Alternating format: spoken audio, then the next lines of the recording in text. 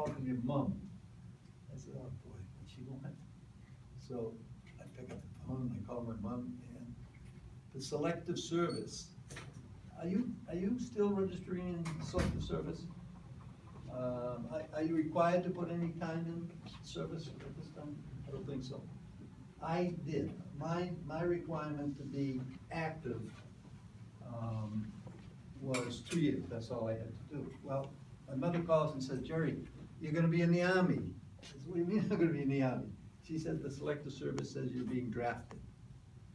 And I said, oh man. Well, we came back up to Baltimore, dropping off the bananas in New Orleans and Mobile and the rest of them in Baltimore. I went home to Boston, where I lived. I went to the First Naval District and told them, hey, they're drafting me. Well, upon graduation from the academy at that time, and I was a midshipman in the USNR going through the academy. You got your degree, and you were given a commission in the Navy as an ensign. But you didn't exercise it until you wanted to go in the Navy, or you're going to be forced in the Navy.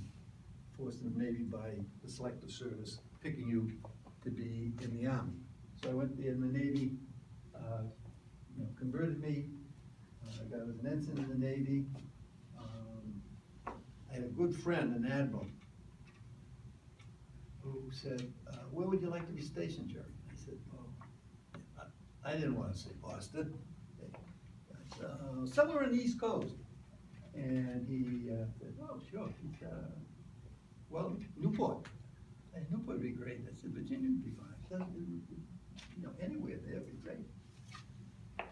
So about 2 weeks later, I get a call from some officer in the Navy Department in the building, which was called the Fargo Building out in Boston.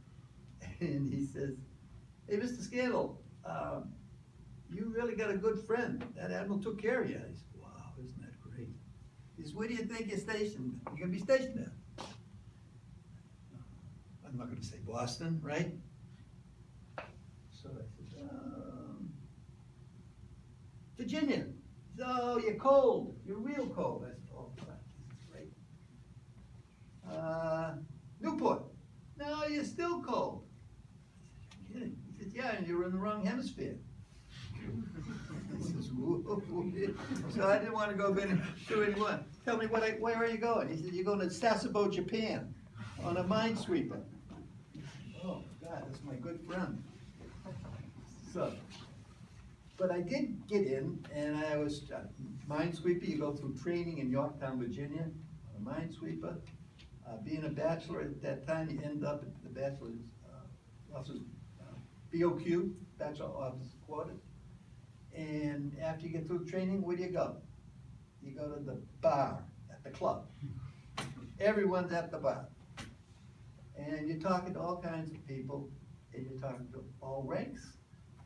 And this one captain, just started chatting with me and said, well, where are you going, and so forth. And he said, are you looking forward to going to Sasebo? I said, well, I probably am.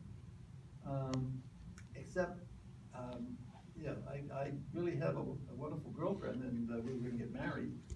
But now going over there, I'm going to have to pay my way over, pay her way over, and I can't afford it. And so he said, well, he says, call your duty officer up in Washington at the Naval Department. I says, what do you mean? Someone up there who will answer to an ensign? And nothing lower than an ensign in the U.S. Navy. That's what they'll tell you when you go in. Anyhow, I called, and the guy says, oh. He said, well, where would you like to be stationed? Well, I didn't want to go through that again. I'd probably end up in Russia. So I said, look, the main thing is I'm going to get married, and I can't afford to take my wife over to Sasebo. He says, you call me on Monday when you get back from your being married. Your wedding goes, we had a weekend for the wedding. And I went back down the base. He said, you call me and tell me on Monday you're married, and I'll take a date stamp, stamp your orders for that date. That means Navy will pay me what wife's way home. So that's great. Well, it turned out they changed my duty to Charleston, South Carolina. I got on the minesweeper, and this is where I think the training at the academy really helped a great deal. Now, this is hands-on, and I think the best thing that you're ever getting here in the academy is the hands-on training. You know, hands-on, you learn it, you know, then you can teach someone if you're in a responsible position. Well, what I learned was ship handling, and I loved it. And I had a small boat and all of that. So there's 4 officers on a minesweeper. Captain, the executive officer, usually the engineering officer, and the deck officer. Well, I was the deck officer. And when we got underway and we went out to the, where did we go? Well, we got out to the Seaboy. Hey, did everyone know what the Seaboy is? Maybe not. It's, you get out of the harbor. And all 3 of these guys go down and get in Iraq. They get seasick. So I had to stand the duty for 24 hours running. And I also would bring the ship in under the captain's guidance, but he had very little experience, and he was a naval academy grad. So what you're getting here is the best. I don't think any other academy or any college gives you what you're getting here at the academy. So, okay. I'm in Key West, Florida now. Minesweeping school is over. They decides to send me to a program called Explosive Ordnance Disposal. It's like going through Hell Week in the underwater demolition.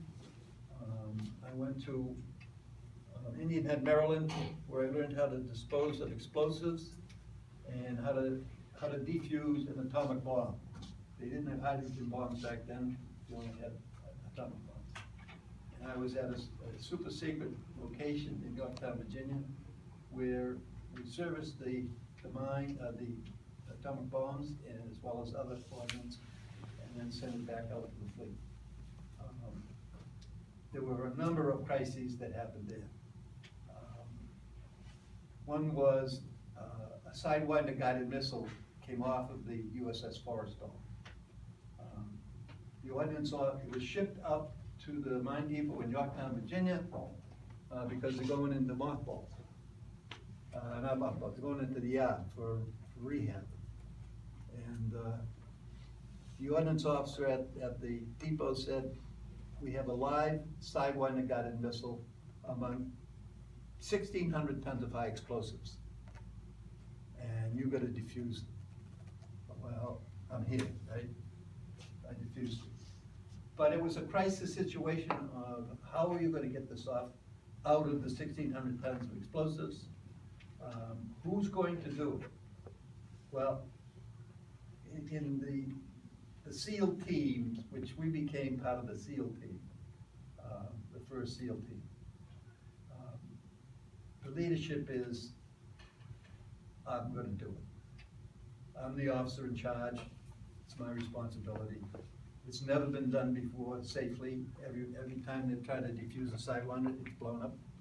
So someone has to do it. Well, obviously, we really went into great detail in finding out exactly what happened on the Forrestal when the Sidewinder was returned to the ship, which it shouldn't have been, but it was. So that was a number of crises that I had gone through, and you're going to go through a crisis in every job you've got. It might be a major one, but there's going to be a crisis, and you need to prepare for that. One of the first things you do as a leader, in a leadership position, is to prepare for the crisis. What can go wrong? And I know in industry, we're always looking to prepare products cheaper. We're always trying to cut costs and improve the product that you deliver. And that's in any job you've got, whether you're producing something or you're just moving paper, making decisions, there's going to be some kind of a crisis, and you need to prepare yourself for that. And I know the Academy is actually doing that for you. let me just tell you one other crisis that I had when I moved into the Occupational Safety and Health Administration. And these are the kind of pressures that you come in under. A crane fell in San Francisco, and this is one of those cranes you see all over the country. And they usually are built up into the elevator shaft, and then after the crane builds this building, the crane is disassembled. So you have this crane that might be 10 stories high, 12 stories high, and it freewheels around. Well, the operator didn't let it, put it in neutral, if you will. And so the crane did not freewheel. And the wind came up and it did collapse. And the crane went over and fell on a school bus. Thank God there were no children in it, but it killed the driver. The congressional office came to me and said, there's gonna be a hearing on this in 3 days. I said, you can't have a hearing in 3 days. You gotta find out what's going on. What happened? Why did it happen? How are you gonna prevent it? He said, well, the chairman said there's 3 days, so you gotta do it. I said, who's the chairman? I called up the chairman, went over in his congressional office, and I explained to him. I said, I'm gonna go out and I'm gonna lead the team because this is the first time this has happened. It's the first time you're gonna hold a congressional hearing, and I gotta do it. He said, well, are you gonna testify afterwards? I said, yeah. I said, I need a total of 5 days, and I appreciate that. Said, okay, good story. So I did go out. I found out that contrary to what was in the paper, that this operator is an alcoholic. He's been known to take drugs. He's probably on pot, and he didn't leave the machine in neutral so that the crane would whirl around. Well, I talked to the crews on the ground around this building. Now, I'm going pretty fast. You have to understand, hey, you can ask questions, okay? This is not television, all right? Come on, ask some questions at any time. Raise your hand. These cranes service the crews building the building. And as the building goes up, the crane operator can't see the crews. And yet, he or she are picking up pallets and moving them around and lowering them. Well, he can't see. But an experienced crane operator can do that without seeing and put that load probably within 6 inches or a foot from the ground. Sometimes they have radios. They can use the radio. The crews on the ground told me, Jerry, if this guy was drunk or if he was on drugs at all, during the day, they would have known because it would have been an erratic drop with the crane. They said, absolutely, and if that happened, we'd tell the superintendent to get us another crane operator. I said, that's amazing. I went back to Washington, and I got the engineer in charge of standards, and I said, get me up on a crane. He says, you don't want to go up on a crane. I said, yeah, get me up on a crane. He said, you sure? I said, yeah. He said, well, get your hard hats and your boots and your dungarees, your jeans, and so forth. And tomorrow morning. So I arrived at the crane, and I said, how do I get up there? Is there an elevator? No elevator. You gotta climb up. So I climbed up, I got in that crane, and there was a guy in there who was so meticulous. He had his toothbrush, he had his pen and pencil. He was so organized. He knew exactly what to do